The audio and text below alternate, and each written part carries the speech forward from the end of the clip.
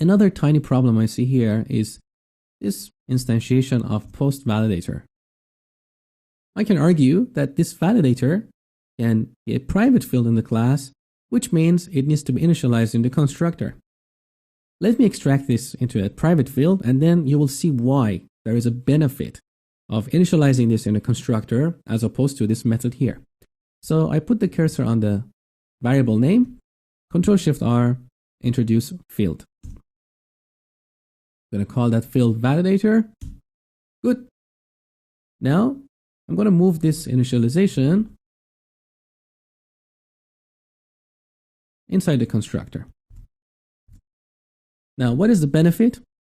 The benefit is that we can potentially extract an interface from either of these classes and inject them into the constructor here, which improves the testability of this class. Now, we're not going to go to that extreme for this lecture, but if you're more experienced and you want to experiment with unit testing, that's the way to go. Now, ReSharper is suggesting to make this read-only because this field is initialized only once here and it should not be changed. So we put the cursor here, Alt and Enter, make it read-only. All right, back to where we were. Let's get rid of this extra white space. Look at this method. It's telling me a story. Get post, validate it. If it's valid, save it. Otherwise, display errors. I'm not lost in details of implementation. I'm not lost in if, else, for each, if, else, switch statements. The intent is pretty clear. Okay, the last thing I would like to change here is the name of this entity. Let's change it to post. That's better. Try to reduce all these mental disconnects. All right, so let's move on. Let's take a look at getPost method. Now, do we need this comment here? No, the intention is pretty clear. So let's get rid of it. And here we are initializing a new post and then we return it. The first thing I don't like here is that post repeated twice. So let's just use var here, put the cursor here, Alt and Enter, Enter. Now we rename this entity to post. Now look, there is something redundant in this code. The name of the method is getPost. We create a new post object and then return post. Well, we could just inline this variable here. So I'll put the cursor here, Ctrl+Shift+R, inline variable. We don't need a local variable here. It's obvious that we are getting a post. The name of the method is explaining that. So again, try to reduce as much noise as you can in your code. All right, display errors. So the signature of this method is good. When I see display errors, I expect to see the list of errors to display. And I don't expect a return type other than void. So the signature of the method is good. Now let's see what's happening here. We get a control called error summary, which is of type bulleted list. And then we iterate over a list of errors. We try to find another control by that name, which is a label. If it does not exist, we add a new item to that bulleted list. Otherwise, we set the text for that label. Okay, the first thing I would like to change here is this bulleted list repeated twice. So, put the cursor here, Alt and Enter, Enter. Use var. I don't like the word summary. Summary of what? I would like to be a little bit more descriptive, unless it's absolutely obvious. So in this particular case, I would like to change this to error summary. Now, do we need this comment? It's obvious that we're displaying errors to the user, and the name of the method is suggesting that. So let's get rid of it. Now, another thing I don't like here is this variable name, failure. We're talking about errors here, and then we talk about failure. Yeah, I know in the English language, they might be the same thing, maybe not. But again, there is a disconnect here. Use the same word, stick to the same convention. Put yourself in the shoes of the reader of this code. Please reduce the guesswork. So I'm going to change these to, see, even ReSharper is suggesting error. So failure is not a good name here. Now, again here, label, repeat it twice. We should use var. So Alt and enter, enter. Now look at this variable name, error message. What is it? It's a control, and it's actually a label. So I think a better name for this variable is error label as opposed to error message. So let's rename it error label. So if error label does not exist, we add a new list item based on that error message to the error summary. A little bit confusing, but that's okay. I think we can live with that. Let's get rid of all these annoying curly braces. The method is getting a bit shorter, but there is still one problem here. The problem is these two lines here. What is wrong about them? Well, this method, display errors, its job is to display errors. How those controls should be found, what they're called, is not the responsibility of this method. This method is purely responsible for that orchestration, for that coordination. Let me give you another example. Let's go back to our page load. Remember what this method looked like? And then I talked about the concept of coordination. So we got rid of all these details, and now this method is just coordinating some job. The same principle applies when we display errors. So our job here should be to iterate over a list of errors. If there is such a label, if it doesn't exist, add it, otherwise set its text. How to find those controls, what they're called, I don't think it's the responsibility of this method. So what I'm going to do is select this bit here, extract a separate method. I'm going to call that get error summary control. And same here. So select extract method, get error label. Now look at the variable name. Error label equals get error label. Well, it's obvious we're getting error label, so we can just make this shorter. Just label. Even ReSharper knows label is a better name. Less noise in the code. And now back here, error summary. It's obvious we're getting error summary control, so we can just call this summary. So see, the answer does not always come straight away. You may play around with a few different ideas and then get to a stage that you think, okay, the code is clean now, the intention is revealed, and there is minimal guesswork.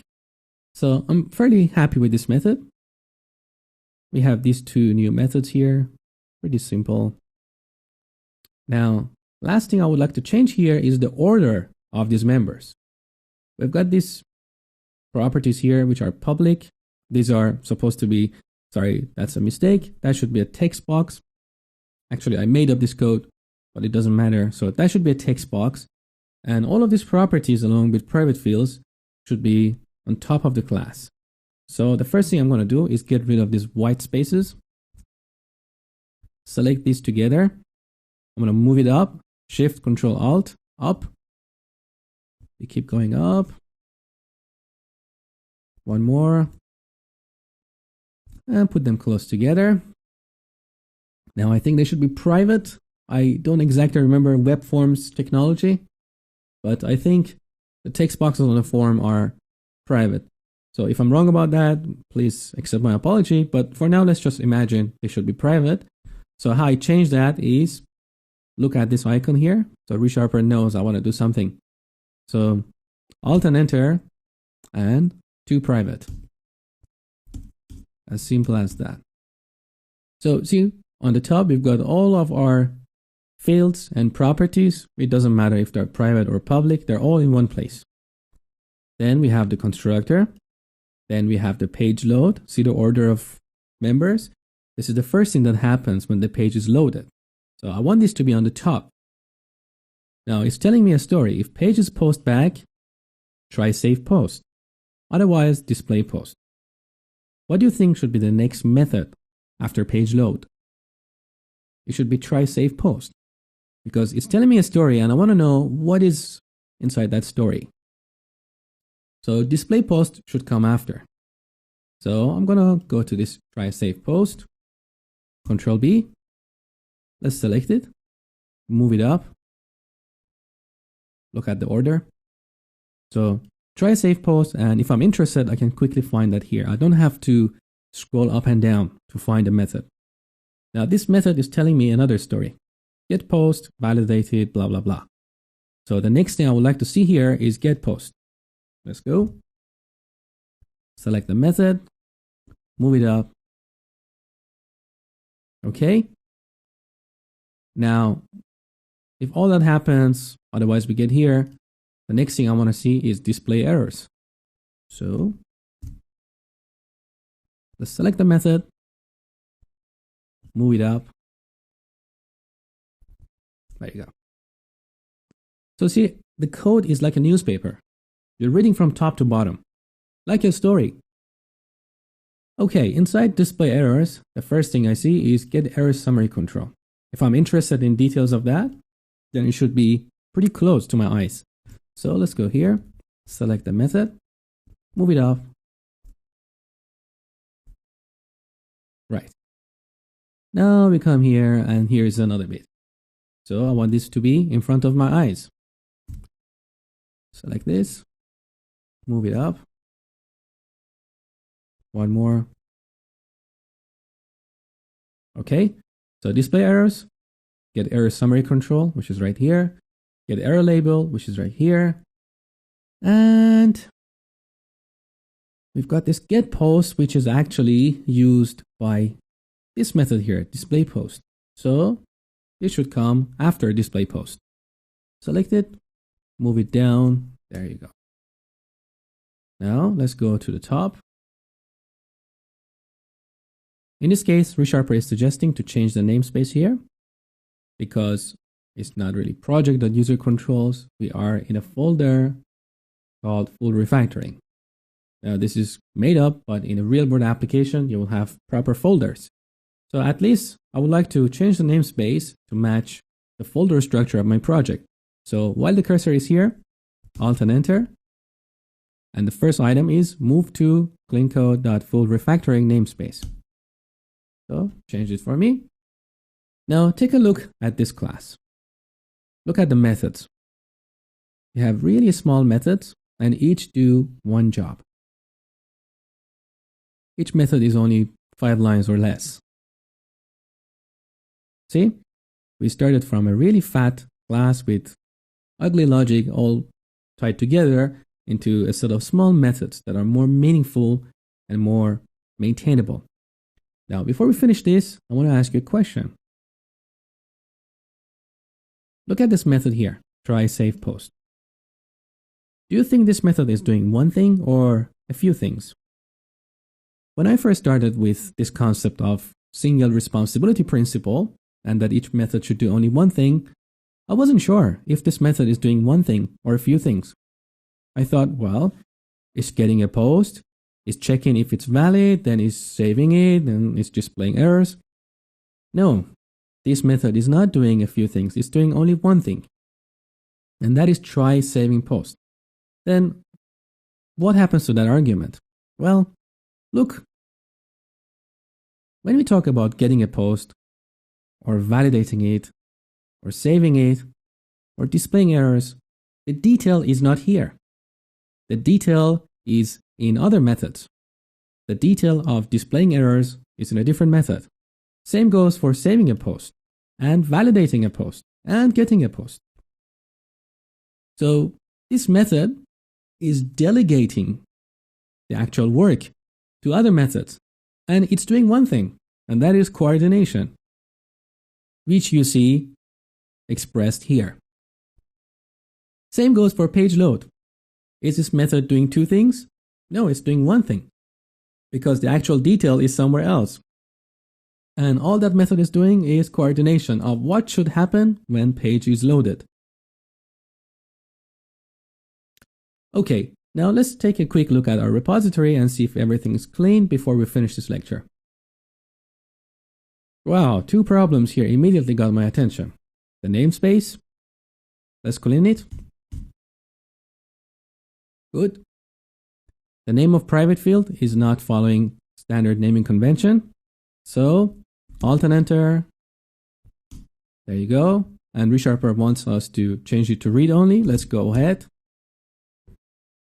And here we need to use var and change this entity to post. So Alt and Enter and change this to post. Now look, this local variable is redundant. It's obvious we're getting a post and we're returning a post. So it's just getting in the way. It's noise. Let's get rid of it. Control-Shift-R, inline variable. One line method. Beautiful. And the last thing here. Entity is not a good name. Entity is so generic. We're talking about saving a post, so the parameter should be post. Let's save everything. So, to recap, we extracted a lot of logic, we renamed variables, and now what we have is classes that are highly cohesive. This class, post repository, does only one thing, and is data access for posts. Its methods are highly related, getting a post and saving a post. We don't have validation logic here. That's why this class has high cohesion. Let's take a look at our post control class, the initial user control that we started. All this class is doing is displaying posts or capturing a post and then delegating the act of saving it somewhere else. The detail of data access is not here. It's in the post repository. The detail of validation is not here. So that brings us to the end of this lecture. I hope you enjoyed it. And if you'd like to see more full refactoring, you're welcome to send me your source code. And if it's a good candidate for showing in the video, I'm more than happy to spend time, look at your source code and finding some problems, and then I will record it as a new lecture and add it to this course, which would benefit not only yourself, but all the students for this course. So that's it for now, and thank you for watching.